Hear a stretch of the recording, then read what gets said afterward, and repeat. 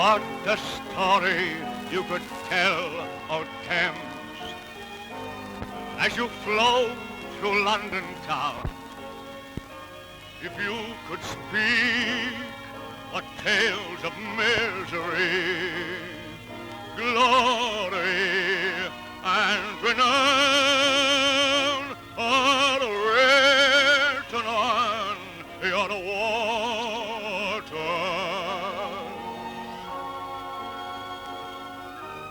Ships that come and go from stranger lands, and these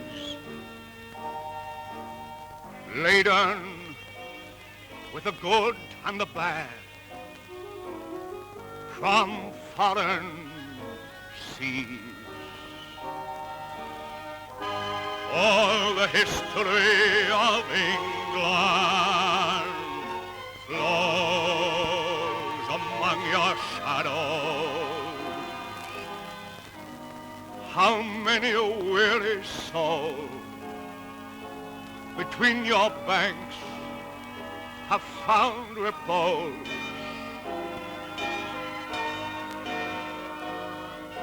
And yet, how grave, how silent you flow through London town.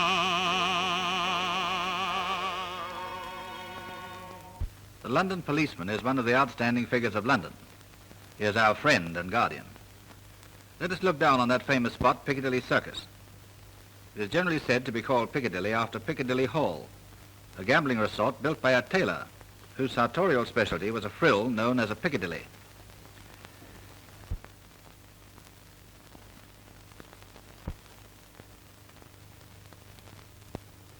We are now looking towards the Haymarket, where Piccadilly Hall once stood.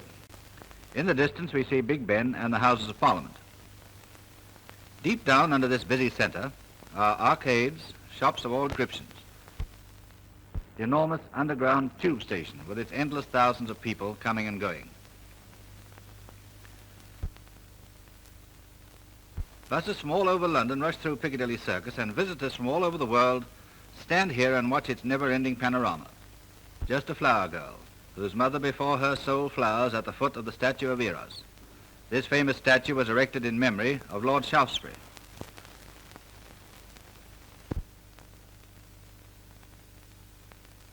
Looking from the corner of the Criterion Grill, we have a complete view of Eros.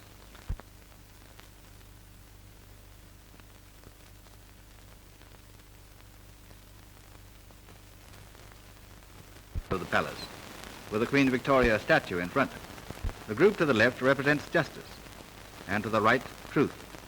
At the feet of the gilded Victory, surmounting the memorial, are courage and constancy. And facing the palace itself is a group symbolic of motherhood. It is surrounded by a marble basin with fountains. The height of the central figure of the Queen, which is carved from one solid block of marble, is 13 feet.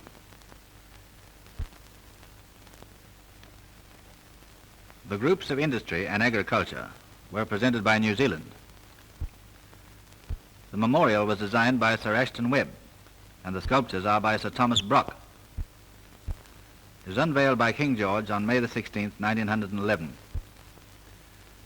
Looking through the huge iron gates, we know that His Majesty the King is in residence here, because the royal standard is flown above the palace. The sentries are always on guard at the different entrances to the palace, and the ceremony of changing the guard will take place very soon.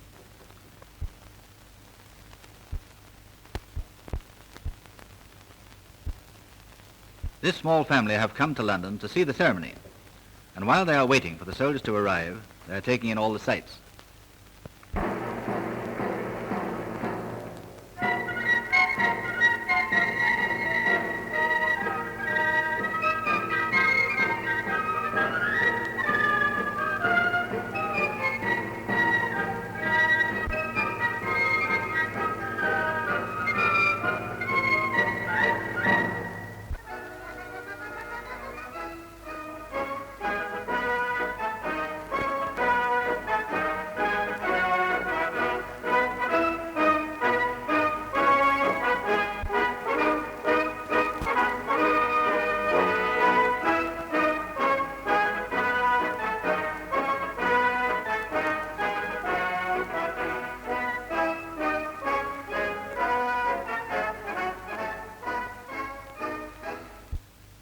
The greatest surprise for visitors, British or foreign, is the narrow, unimposing street called Downing Street, where we find a modest little 18th century house in which at number 10 the Prime Minister of England lives.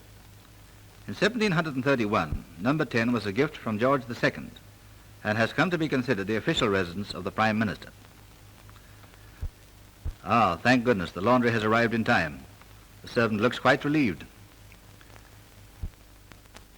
As we look around this Trafalgar Square, we see Canada House, the National Gallery, St. Martin's in the Fields Church, South Africa House, and the constant stream of traffic as it crosses to the different points in London. On the west side of Trafalgar Square stands Canada House, on the site formerly occupied by the Union Club. Canada House was opened by His Majesty the King in 1925 and is the London headquarters of the Canadian government.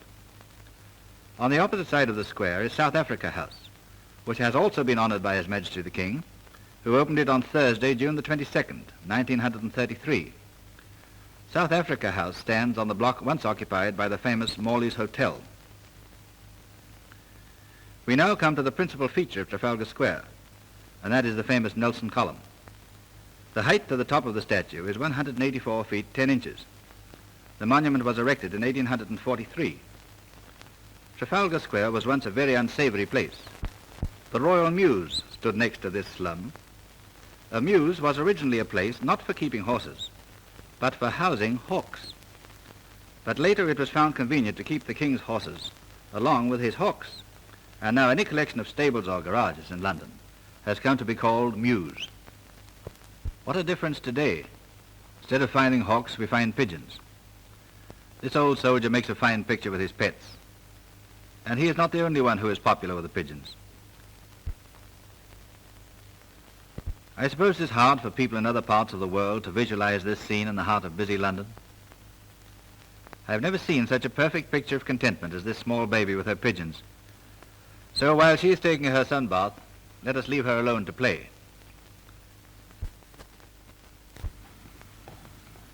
St. Martin's in the Fields Church. The very name must surely bring to our minds a vivid picture when this famous church was surrounded by fields. As we look across the square, we have a better view of the British National Gallery of Pictures. Talking of pictures, I wonder does anyone recognize this face? And yet I suppose you've all seen it so often. Perhaps I could help you better if I could frame the face with a life belt. Do you recognize it now? On a certain packet of cigarettes? This was the original. So now that we have a taxi and a good driver, let's all go down the Strand. Let's stop at New Zealand House, which is just opposite the Tivoli and next to the Adelphi Theatre, and see one of their interesting window displays. It must make New Zealanders feel very much at home to walk down the Strand and see those dear little lambs for which New Zealand is so famous. And there we have the slogan right in front of us. But evidently, judging by the posters, New Zealand has other things besides lamb. It has big game fishing, and that's something you can't get in the Strand. Visitors from down under always make this their first port of call on arriving in London. Australia House, whose foundation stone was laid by His Majesty the King in 1913. Just in this vicinity, at the back of the law courts, we find a quaint old cottage known as the Old Curiosity Shop, which claims to be that immortalized by Charles Dickens. This is one of the houses in which Dickens lived, and inside the house are preserved many fine relics of the Dickens period. As we go down Fleet Street, the great newspaper street of London, enormous changes have taken place lately, and this is one of the most striking examples of modern building, the Daily Express office, which stands alongside the Daily Telegraph office. I know it is difficult to read the inscription on these tablets, but they give a description of what I suppose is probably one of the oldest and most interesting things in London. It is called London Stone. It has been built into a niche in the wall of St. Swithin's Church, opposite Cannon Street railway station. It is believed to have been used by the Romans as the golden milestone from which all roads radiated to the different parts of Britain, and from which mileage was measured. The chief roads that led from Roman London are used today. Actually, the history of it is somewhat obscure, but it was regarded with great superstition in Shakespeare's time, and is mentioned by him in the second part of Henry VI. Looking down Cheapside, which before the Great Fire was called Merry Cheap, we see the tall spire of Bow Church, whose bells pealed out that earnest request to Dick Whittington, "Turn again, Whittington, Lord Mayor of London." Many miles away, at the foot of Highgate Hill, where Dick is supposed to have turned, is a stone erected to his memory, and it is a favourite place for small children to bring their kittens and cats. Round about Billingsgate, the fish market of much fame, you find all types of quaint characters whose wares are not confined to fish. This city merchant is doing a roaring trade in peanuts, and the price of peanuts seems to be the same all over the world, a penny a bag. At the end of this lane is surely one of the most picturesque of Wren's famous city parish churches, St. Dunstan's in the east. This tower is remarkable by reason of its open lantern, a curious and daring work thought at the time to be dangerous, but it has stood for some 230 years unimpaired. Written in large letters over this tavern, we are informed that Queen Elizabeth honoured this ancient house. It is nice to feel that even in those days people called in just to have one. Roaming round this ancient part of the city of London, you are constantly coming across reminders of those olden days. And here is something that tells its own story.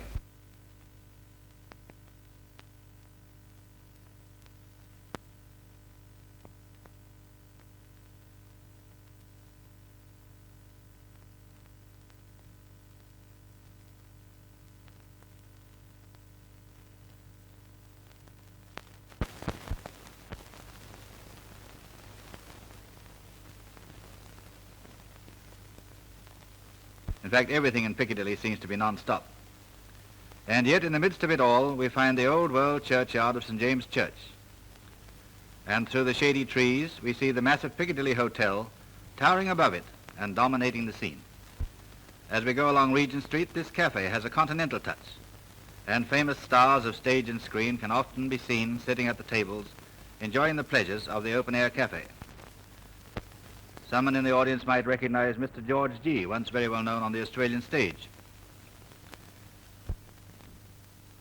Regent Street has a history all of its own, if one had time to tell it, and today it is one of the finest thoroughfares in London, with its magnificent shops of all descriptions. It is the paradise of London shoppers, and London is the world's greatest shopping centre, and has been, I suppose, since the ancient Roman days. London was a great emporium all through the Saxon and Norman times, and today the merchants of the world come to London to buy. Regent Street is full of luxury shops, where goods are seen and displayed under the most modern conditions. Daily mannequin parades on revolving stages attract the passer-by. From the West End, almost all the smaller shops have disappeared, and in their places, vast palaces have sprung up. Oh yes, our friend the Bobby will help across Oxford Circus. Otherwise, we will find buses, cars, etc., taking liberties with us.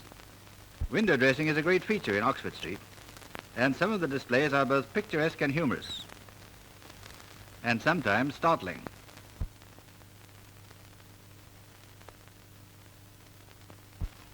This pastoral scene might be anywhere, deep in the heart of the countryside. It looks so very peaceful. But it's in Hyde Park, facing the Marble Arch. This famous corner of the park is London's great auditorium for free speech. The Marble Arch was originally designed as an entrance to Buckingham Palace, where it was set up in 1825. In 1850, it was moved to its present position. Ah, now, what did I tell you? Isn't he a friend?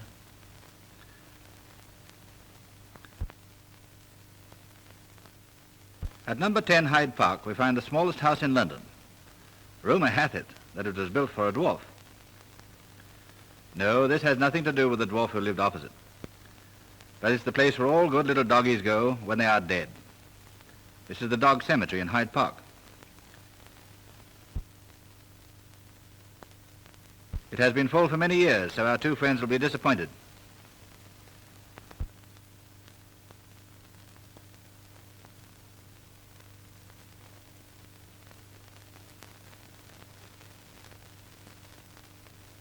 Some of the tombstones tell their own story.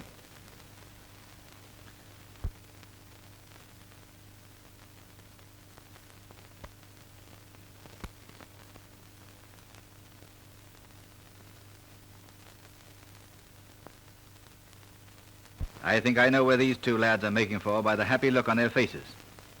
But this little tot has got there before them. One can sit for hours and watch the quaint little dramas that take place at the shrine of Peter Pan.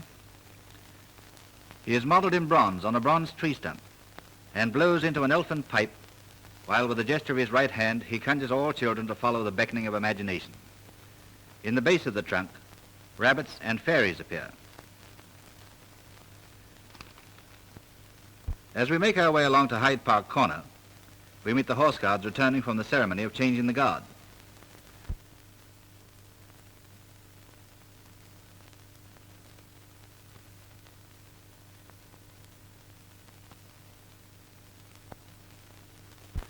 This happy party are preparing to start out for their morning ride in Rotten Row. It is one of the most pleasing sights in London to see the little tots start out with all the confidence in the world to ride in the same parkland that Henry VIII once used for hunting. Fashions have changed in the last few years in the Row, and some of the younger riders have caused quite a stir by appearing in unorthodox attire. Large parties from the riding schools meet daily and go round the park. And on Sunday morning, this corner is thronged with people watching the wonderful parade of horses and riders.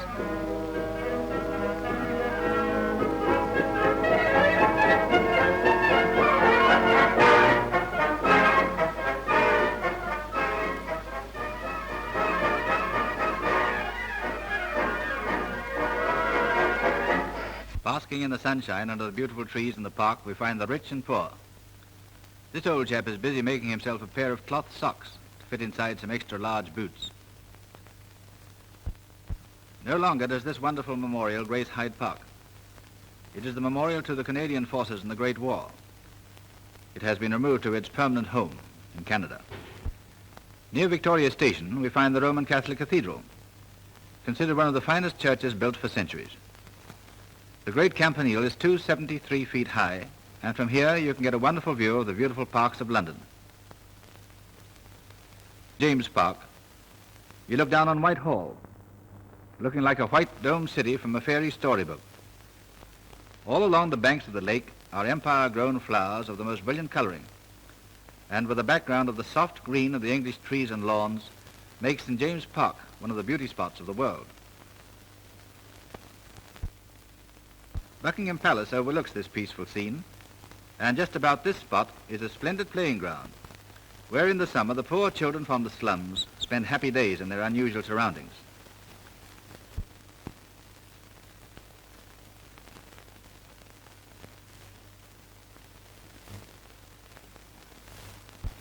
As we look at Buckingham Palace, the home of their Majesties, the King and Queen, it is quite in keeping to see these ribbons of loyal service. So let's take a look through the eyes of the camera at this historic landmark.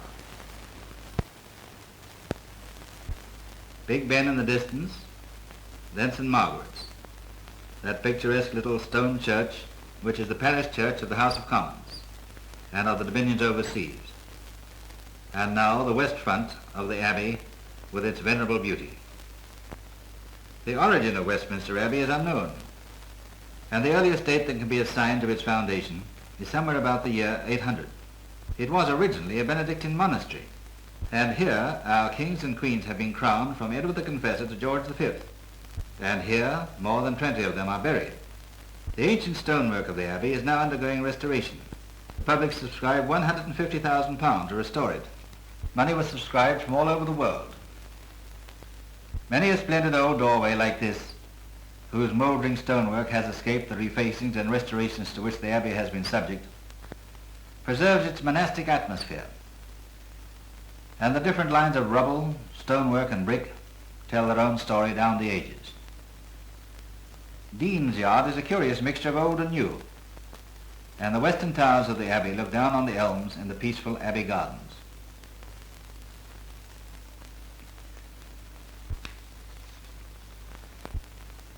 When one stands in these ancient cloisters, and the soft voices of the choir boys echo through those silent, sacred places, one is conscious of standing on holy ground, and it almost seems a sacrilege to speak above a whisper.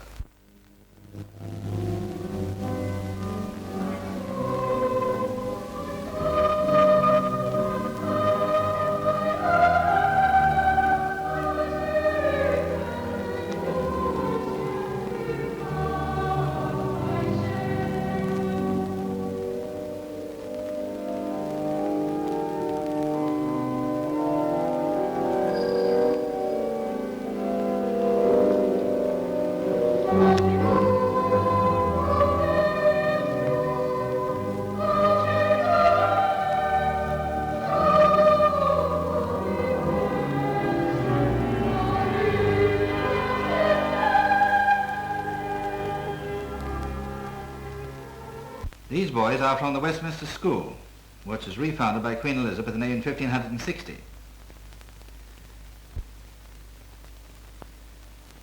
As you wander through the cloisters, spires and steeples stand out in bold relief against the skyline.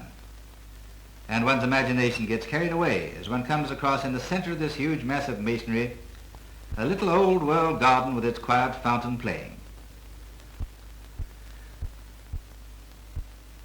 One almost feels the presence of the ancients as they silently glide along these dimly lit corridors.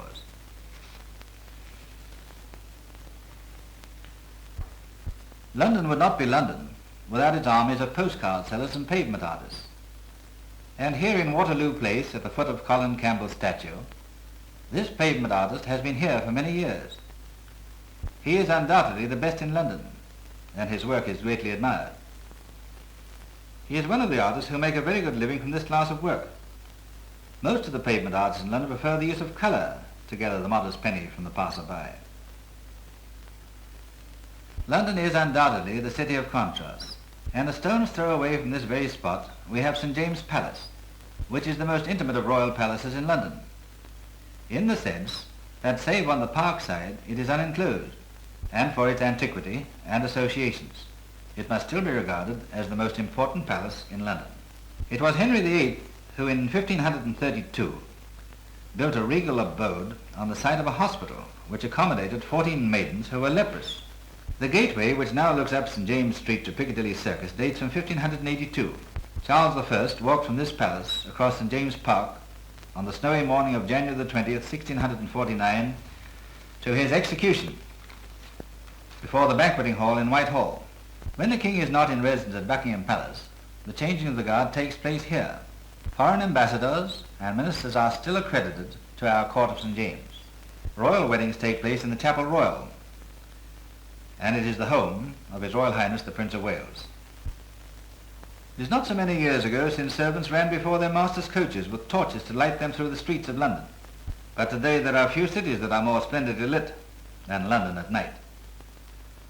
London has no rivals in the entertainment world, and during the famous London season, visitors from all over the world make London their mecca for enjoyment.